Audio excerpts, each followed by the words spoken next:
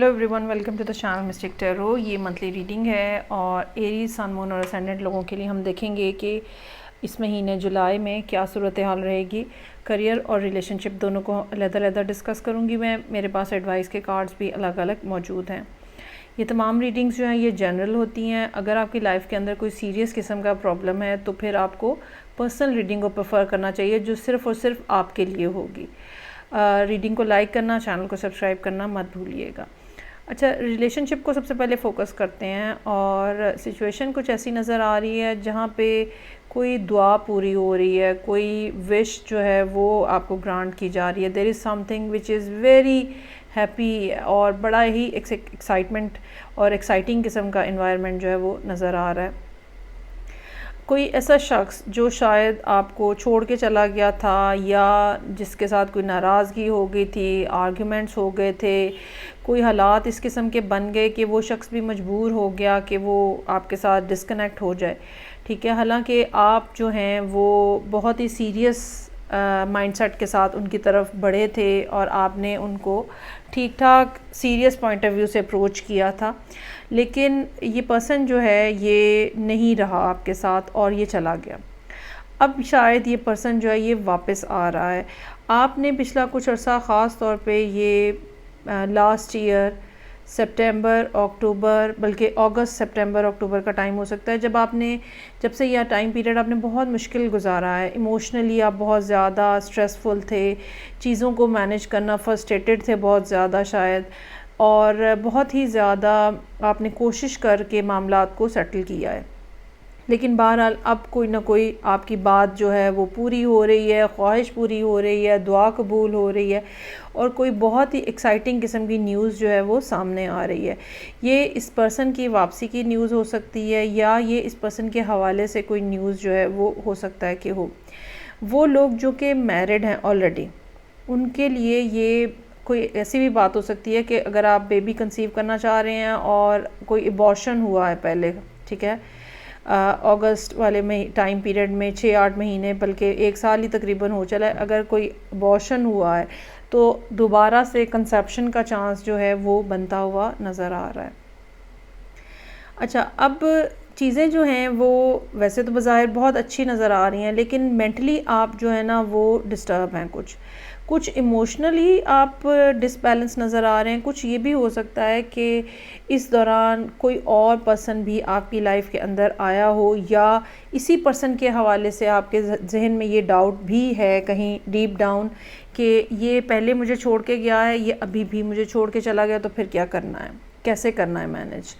और यही वो चीज़ है जो कि आपको फुली कमिटेड होने से या पूरी तरह से खुश होने से डरा रही है। मतलब आप पूरी तरह से खुश नहीं हो पा रहे, आपको ये लग रहा है कि दोबारा कोई ना कोई चक्कर ना हो जाए जैसे पहले था, और एक खौफ का और डर का फैक्टर जो है वो यहाँ पे इन्वॉल्व है। और उसकी वजह यही है कि ये ऐसे ही है ना कि जैसे अगर पहले कोई पर्सन जो है वो फैमिली के हाथों मजबूर होकर आपको छोड़ गया, तो अभी भी तो पॉसिबिलिटी हो सकती है ना कि फैमिली की वजह से मजबूरी बन जाए कोई। अगर कोई पर्सन पहले आपको इसलिए छोड़ गया कि उनकी जॉब किसी दूसरी जगह हो गई थी, उनको मुल्क से बाहर जाना था, तो अभी भी तो ये बात हो सकती है। तो ये एक ऐसी चीज़ है जिसने आपको होल्ड कराया हुआ है और आप पूरी तरह से या तो कमिट नहीं कर रहे और या फिर आप खुश नहीं हो रहे या आप इसको पूरी तरह से इस पर यकीन नहीं कर रहे। डर आपको ये भी है साथ में कि फिर ना कोई झगड़ा हो जाए, फिर ना कोई इस किस्म की बात हो जाए जिसकी वजह से मामलात ख़राब हों। इसलिए फ़िलहाल आप जो हो रहा है, जैसे हो रहा है, उसकी बुनियाद के ऊपर चीज़ों को बस देख रहे हैं, ऑब्ज़र्व कर रहे हैं, दूसरे के बिहेवियर को देख रहे हैं कि वो अब फर्दर जो है वो क्या रिएक्ट करेगा और किस तरह से रिएक्ट करेगा। यहाँ पे आपको के लिए जो एडवाइस का कार्ड है वो इंस्टिंक्ट का कार्ड है। अच्छा, इंस्टिंक्ट के कार्ड में एक तो ज़ाहिरी बात है, ये बात है कि आपको अपनी सिक्स सेंस को एक्टिव करने की ज़रूरत है, लेकिन इंस्टिंक्ट जो है वो यहाँ पे ये भी हमें बता रही है कि जो बात आपके जहन में या जो बात आपके दिल में किसी चीज़ के लिए, किसी शख्स के लिए फ़र्स्ट इंस्टेंस में आती है, मतलब जैसे कोई शख्स अगर आपके सामने आया है एकदम से और आपके जहन में उसके बारे में अच्छी फीलिंग आई है, तो मान लें कि वो शख्स आपके हक़ में बेहतर है। और अगर इसके अपोज़िट है तो बस फिर जो सेकंड थॉट आ रही है आपके माइंड के अंदर किसी भी मामले के हवाले से या इस पर्टिकुलर केस के अंदर इस मामले के हवाले से, उसको आप इग्नोर कर दें, क्योंकि इस बात का चांस मौजूद है कि खौफ और डर की वजह से आपके जहन में मुख्तलिफ़ बातें आ रही हैं, ऐसा ना हो जाए, ये ना हो जाए, पहले ये हुआ था फिर ना हो जाए। तो उस चीज़ को निगेट करने की ज़रूरत है। और आपके लिए एडवाइस जो है वो ये है कि ज़रूरी नहीं है कि जो चीज़ें ख़त्म हुई हैं बस वो फिर ख़त्म ही हो गई हैं, दोबारा रिवाइव नहीं हो सकती हैं। बिल्कुल रिवाइव हो सकती हैं, लेकिन आपने उनको रिवाइव करना है या नहीं करना है, उसके लिए आपको अपने इंस्टिंक्ट के ऊपर भरोसा करना है। अगर आप थोड़ा टाइम लेना चाह रहे हैं, ये टाइम पीरियड 3 हफ़्ते का हो सकता है, 1.5 महीने का हो सकता है। अगर आप थोड़ा टाइम लेना चाह रहे हैं फ़ैसला करने के हवाले से कि किस किस्म का रिलेशनशिप होगा, किस तरह से मैनेज होगा, आया कि आप फाइनेंशियली इस पोजीशन में हैं। अच्छा, कुछ लोगों के लिए ये भी हो सकता है कि ऑलरेडी जैसे मसलन एक पर्सन आपको छोड़ के चला गया और आपने किसी दूसरी जगह कमिटमेंट कर ली, और अब आपको दोनों लोगों को, अब जब ये पर्सन वापस आया तो अब आपको दोनों लोगों को पैरेलल चलाना है। तो आप किस तरह से मैनेज करेंगे? क्या आप इस पोजीशन में हैं कि फ़ाइनेंशियली और इमोशनली इस सारी सूरत हाल को मैनेज कर सकें?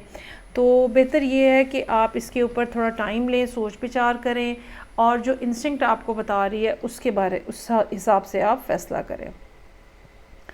अच्छा जी, अब हम आ जाते हैं करियर के हवाले से। करियर के हवाले से भी डेफ़िनेटली बहुत अच्छे मामलात हैं। चीज़ें जो हैं वो एकदम से आपके सामने खुलती हुई नज़र आ रही हैं। मल्टीपल ऑप्शंस और अपॉर्चुनिटीज़ नज़र आ रही हैं। एक से ज़्यादा कामों में आपको बेनिफिट हो सकता है। वो सब लोग जो कि शायद पास में आपसे मुख्तलिफ़ चीज़ों की इंक्वायरी कराते थे और उसके बाद गायब हो जाते थे, को पता नहीं चलता था, वो अब वापस आ रहे हैं या उनके हाथों उनके थ्रू कोई काम आ रहा है। एक से ज़्यादा काम जो है वो बहरहाल नज़र आ रहा है। ट्रैवलिंग भी नज़र आ रही है और कोई ऐसा भी काम हो सकता है जो कि अक्रॉस द बॉर्डर हो, ठीक है, या across the country, across the ocean हो, अक्रॉस द सी, इस किस्म का भी कोई काम हो सकता है। और ये भी कोई काम हो सकता है जो कार्गो से रिलेटेड हो, ठीक है, चीज़ें जा रही हैं, चीज़ें आ रही हैं। तो कोई ना कोई इस किस्म के मामलात जो कि डिलेड थे या जिनके लिए आपने बेसिक काम किया हुआ था लेकिन फाइनलाइज नहीं हो रहे थे, जैसे आपने इंटरव्यू दिया हुआ है लेकिन वो फाइनल नहीं हो रहा और उसका रिस्पांस नहीं आ रहा था, ठीक है, वो सब चीज़ें जो हैं अब रिज़ॉल्व होती हुई नज़र आ रही हैं और इस महीने डेफ़िनेटली आपको कोई ना कोई गुड न्यूज़ भी मिलती हुई नज़र आ रही है। या आपको आपके बच्चों के हवाले से हो सकती है, ठीक है, आपके करियर के हवाले से हो सकती है। करियर भी बेसिकली हमारे बच्चे ही होते हैं। फेम हो सकता है, लोग आपको अप्रिशिएट करते हुए नज़र आ रहे हैं, आपकी एफ़र्ट को, आपकी कोशिशों को लोग अप्रिशिएट करते हुए नज़र आ रहे हैं। सो पहली बात जो मैं कहूँगी, एक तो ये कि मल्टीपल ऑप्शंस जो हैं आपके सामने खुल रही हैं। एक जो बुरा पैच था वो ज़िंदगी से ख़त्म हो रहा है। बॉटम ऑफ द डेक भी यहाँ पे मेरे पास एस ऑफ पेंटिकल्स है, नई शुरुआत की तरफ इशारा है। वो पहला जो सब कुछ नेगेटिव हुआ था वो क्लियर हो जाएगा और चीज़ें जो हैं वो आपके लिए ज़्यादा आसानी से आपको समझ आना शुरू हो जाएंगी। एडवाइस का कार्ड जो है वो ब्लॉसमिंग अबंडेंस का कार्ड है जिसका नंबर 3 है और 3 का नंबर जो है वो फाइनेंशियल अबंडेंस को पॉइंट आउट करता है। यहाँ पे भी 3 ऑफ वॉन्ड्स मौजूद है। सो आई ट्रूली फील कि ये जो बहुत सारी अपॉर्चुनिटीज़ आपके सामने आ रही हैं ये आपके लिए बहुत ज़्यादा अबंडेंस लेकर आएंगी। फाइनेंशियली फेम इसके साथ आ सकता है, इजी लाइफ हो सकती है, बहुत सारी ऐसी चीज़ें जो कि ज़िंदगी में अब नेसेसिटीज़ बन चुकी हुई हैं। अगर उनमें से कुछ मिसिंग है तो वो भी आप गेन करने की पोजीशन में हैं। बहुत सारी चीज़ें एट सडन मोमेंट जो है बहुत सारी चीज़ें आपके लिए, बहुत सारी विंडोज़ आपके लिए ओपन हो रही हैं और आपको शायद डिसाइड करना पड़े कि किसको पिक करना है, किसको चूज़ करना है। सो ये थी रीडिंग जो कि एरीज़ लोगों के लिए थी, सन, मून एंड असेंडेंट। फीडबैक का मुझे इंतज़ार रहेगा। मैं आपसे नेक्स्ट रीडिंग से फिर मिलूँगी। अपना ज़्यादा सारा ख्याल रखिएगा। खुदा हाफिज़।